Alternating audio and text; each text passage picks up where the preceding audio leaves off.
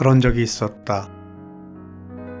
누군가 새로운 도전을 한다고 했을 때 결심에 이르기까지 어렵긴 했을 용기에 박수를 보내기보다 무모함에 연민을 먼저 보냈던 적. 내심 그가 잘 안 되기를 바랬다. 10년 가까이 다니던 안정적인 직장을 퇴사하고 나서야 비로소 세상이라는 바다에 던져졌다. 선택의 문제가 아니라 생존의 문제이기에 퇴사 후의 삶을 지지해주고 존중해주는 사람보다 무모함에 연민을 보내는 사람이 더 많았다. 내가 예전에 그랬던 것처럼 물질적인 도움은 바라지도 않았다. 할 수 있어. 지금까지 열심히 해왔잖아. 난 너 하나도 걱정 안 해. 라는 말 한마디면 되는데 정신 차려. 세상이 내 맘처럼 호락호락하지 않아. 그렇게 해서 어쩌려고? 그게 되겠어? 그런 사람들은 유용한 정보를 주며 독려하기보다 불안정한 현실을 마주하게 만든다. 누군가가 새로운 도전을 할 때는 조언을 준답시고 설교를 늘어놓기보다는 이 한마디만 해주면 좋겠다. 나는 너 믿는다? 내가 오라. 지금까지 잘해왔고 앞으로도 잘할 거야.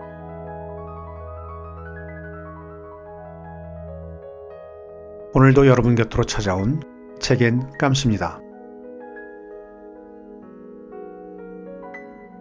오늘 작품은 스튜디오 오드리에서 출간한 권민창 작가의 오늘만큼은 내 편이 되어주기로 했다 라는 작품을 가지고 나왔습니다.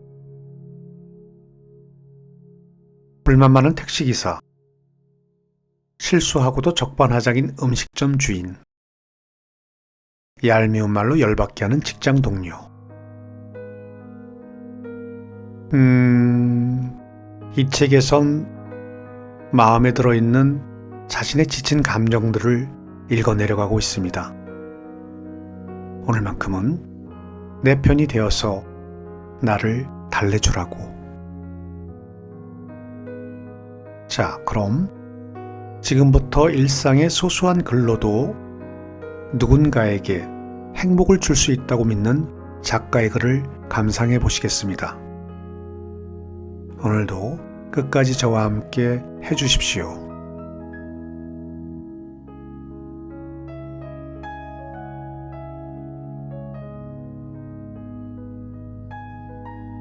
약속 취소의 올바른 이해.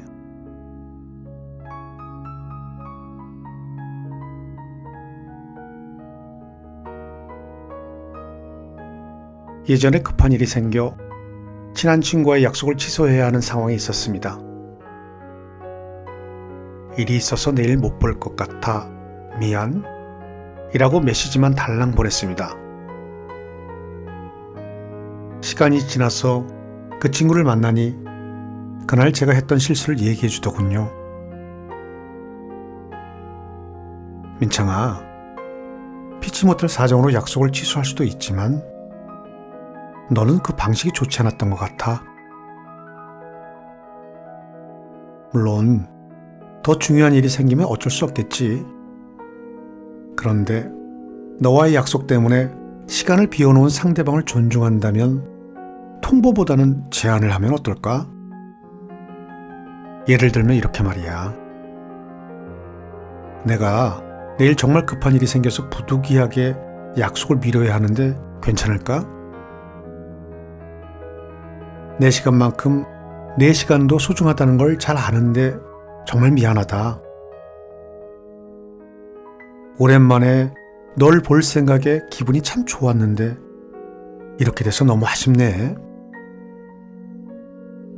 혹시 내가 괜찮다면 다음에 내가 너희 집 근처로 갈게. 다시 한번 미안하다. 친구의 말을 듣고 많은 생각이 들었습니다. 사실 저에게 급한 사정이 있다고 해서 상대방에게 일방적으로 이해를 요구해도 되는 건 아니었어요. 상대방은 저를 위해 바쁜 시간을 비워두고 만남을 기대했을 테니까요. 그럼 어떻게 그 실망감을 보상해 줄지 저도 최선을 다해 대안을 내놓고 사과했어야 했던 겁니다. 물론 그렇게 해도 화를 내거나 실망하는 건 어쩔 수 없지만 말입니다. 사람들은 자신이 당연하게 생각하는 것은 상대방도 당연하게 받아들일 거라 착각하는 경향이 있습니다. 이 경향성은 나와 다른 의견을 가진 사람들은 틀리다고 판단하게 만들고 자신의 개인적인 경험을 절대적 사실로 여기게 합니다. 하지만 저의 안일한 대처를 지적해준 친구 덕분에 저는 새로운 관점을 얻게 되었고 이해를 요구하기 전에 상대방의 기분을 우선시하는 태도를 배웠습니다. 그리고 타인의 가치관을 존중하는 좋은 방법은 나에게 당연한 것을 절대적으로 여기지 않고 내가 상대방에게 할 수 있는 최선의 배려를 다하는 것임을 알게 되었습니다. 약속을 취소하는 사소한 메시지 하나에도 타인에 대한 존중이 필요하다는 걸 배운 귀한 경험이었습니다.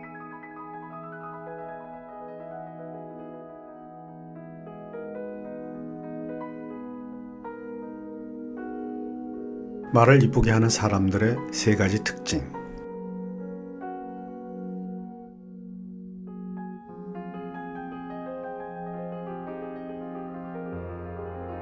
말을 정말 이쁘게 하는 친구가 있습니다.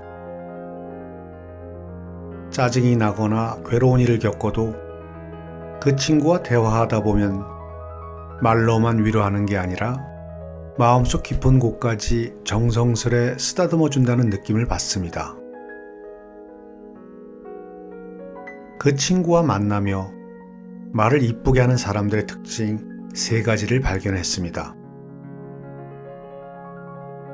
첫 번째는 때문에 보다는 덕분에 라는 말을 자주 쓴다는 점입니다. 그 친구와 식당에 간 적이 있습니다. 생각보다 음식이 나오는데 오래 걸린 탓에 저는 배고픈데 왜 이렇게 늦게 나와? 라며 짜증을 냈습니다. 하지만 그 친구는 웃으며 늦게 나온 덕분에 배가 엄청 고파서 맛있게 먹겠다 라고 얘기하더라고요. 친구의 말을 듣는 순간 짜증이 사라졌고 짜증이 사라진 자리에 음식에 대한 기대감이 가득 차올랐던 기억이 납니다. 한 번은 그 친구와의 약속에 늦었습니다. 저는 평소 약속에 늦는 걸 싫어하고 상대방이 늦을 때도 눈치를 주는 편이라 친구에게 너무 미안했습니다. 약속 장소에 허겁지겁 도착해 친구에게 미안해, 내가 너무 늦었지? 라고 얘기하자 친구는 여기 처음 오는 곳이라 구경 좀 해보고 싶었는데 덕분에 근처에서 보고 싶었던 것들 좀 둘러봤다. 이렇게 사진도 찍었어. 봐봐, 멋있지? 라고 말해주더라고요. 약속 시간에 늦은 제가 미안해하지 않도록 마음을 써준 친구가 정말 고마웠습니다.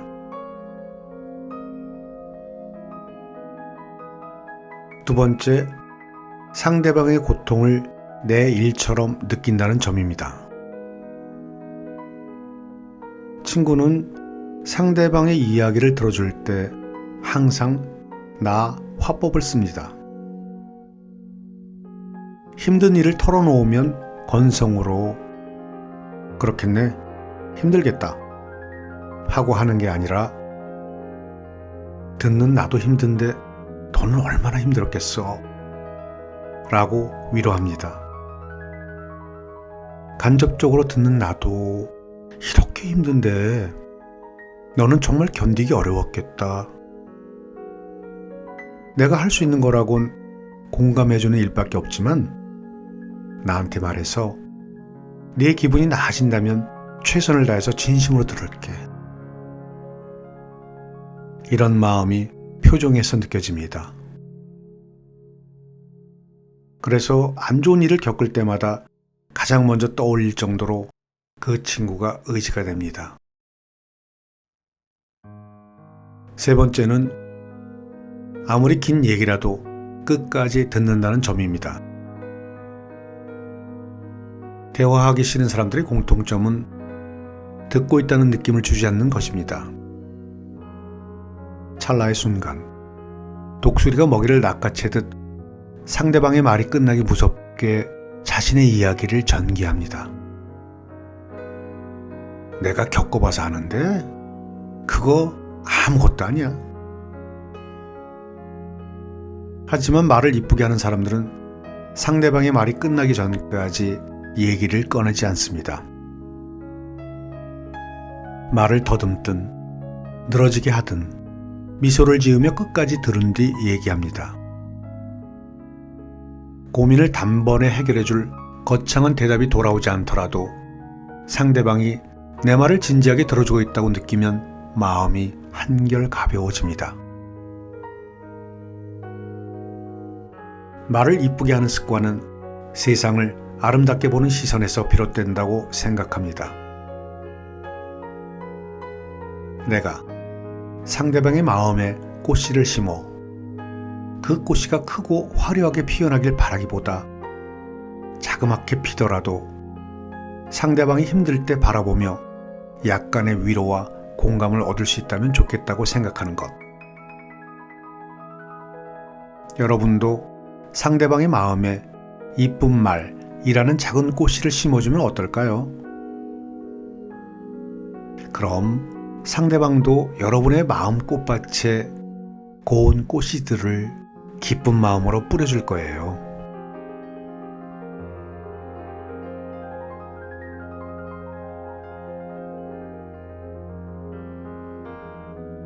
오래됐다.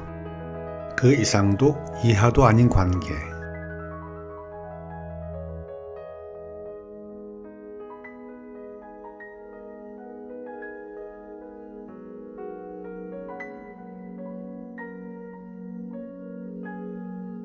(10년을) 넘게 알고 지내던 친구와 연락을 안 한 지 벌써 반년 가까이 지난 듯합니다.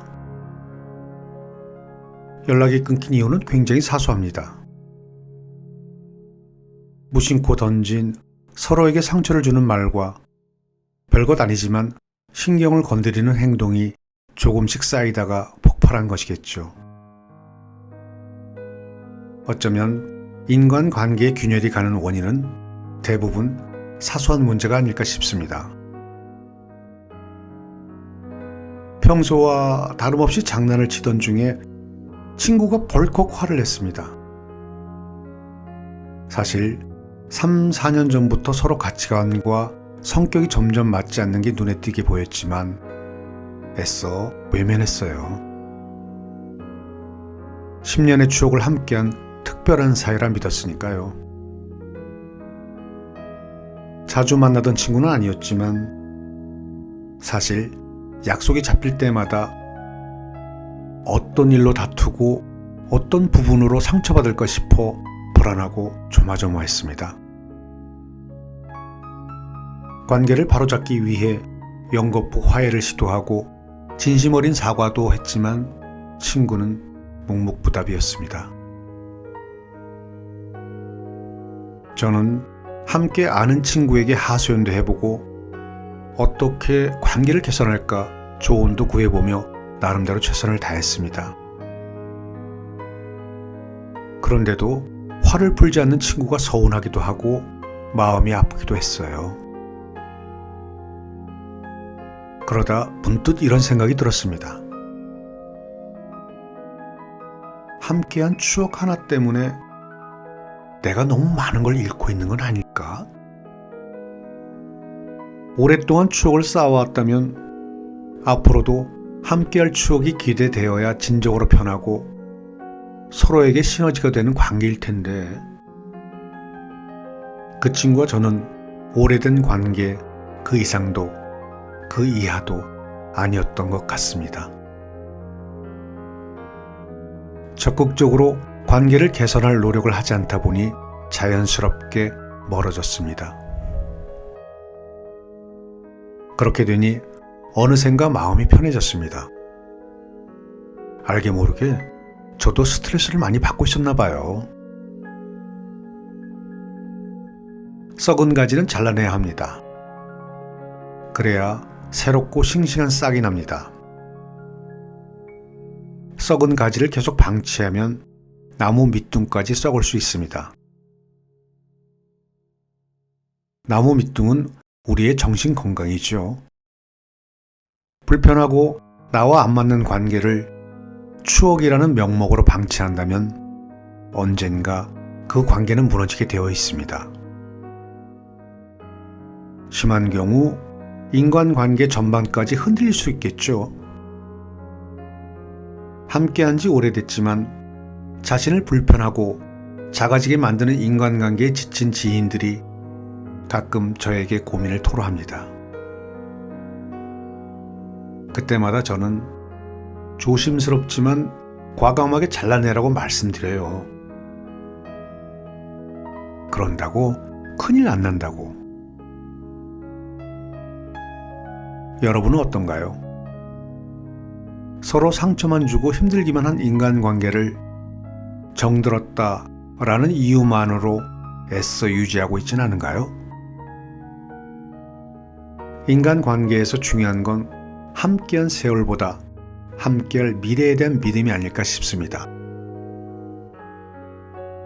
우리의 삶은 한정되어 있습니다. 그러니 적어도 내가 선택할 수 있는 관계라면 즐겁게 시간을 보낼 수 있는 사람들과 함께 하시길 바랍니다.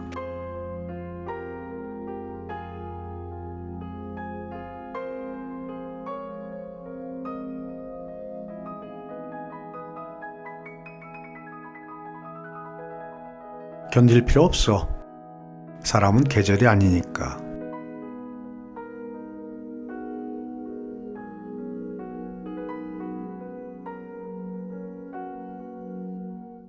예전에 저는 누군가가 절 싫어하지 않도록 굉장히 노력했습니다. 누군가가 절 싫어한다는 사실이 견딜 수 없이 힘들었어요. 절 별로 안 좋아한다는 느낌이 드는 사람을 만나면 제게 무슨 문제가 있나 싶어 전전긍긍했고 그 사람 구미에 맞추기 위해 보이는 것에도 많이 집착했습니다. 하지만 돌이켜보면 그렇게 일방적으로 마음을 줬던 사람들과 함께 있는 순간은 언제나 날카롭게 형성된 감정의 빙하조각 사이를 위태로운 자세로 지나가고 있었던 거지요. 이 빙하조각은 언제 어디서 어떻게 와르르 깨져 무너질지 몰랐기에 저는 그 살얼음판을 걸을 때 조심하고 또 조심했습니다. 그러나 어쩔 수 없이 넘어지고 미끄러져서 생채기를 입는 순간이 있었습니다. 예고 없이 닥친 통증에 너무나도 괴롭고 아팠어요. 도대체 왜 이렇게 조심조심 걸었는데 널 어루만져줬고 일방적으로 맞춰줬는데 넌 왜 나에게 따스한 말 한마디조차 해주지 않는 거야? 매번 상처받고 힘들어하던 시기에 멘토처럼 따르던 선배에게 제 고민을 털어놨습니다. 그러자 선배가 말했습니다. 너를 뜨겁게 안아줄 수 있는 여름과 선선한 바람으로 기분 좋게 해줄 가을이 있는데 왜 굳이 차가운 겨울을 이기려 하는 거야? 사람은 계절이 아니잖아. 괴로운데 억지로 견뎌낼 필요가 없어. 너를 좋아하는 사람들에게 최선을 다하며 좋은 관계를 만들어갔으면 좋겠다. 미움받을 용기란 특별한 게 아니라 저 사람 또한 나를 미워할 자유가 있다는 사실을 인정하는 것이라고요. 나에게 사랑을 갈구할 자유가 있다면 다른 사람들 또한 나를 미워할 자유가 있습니다.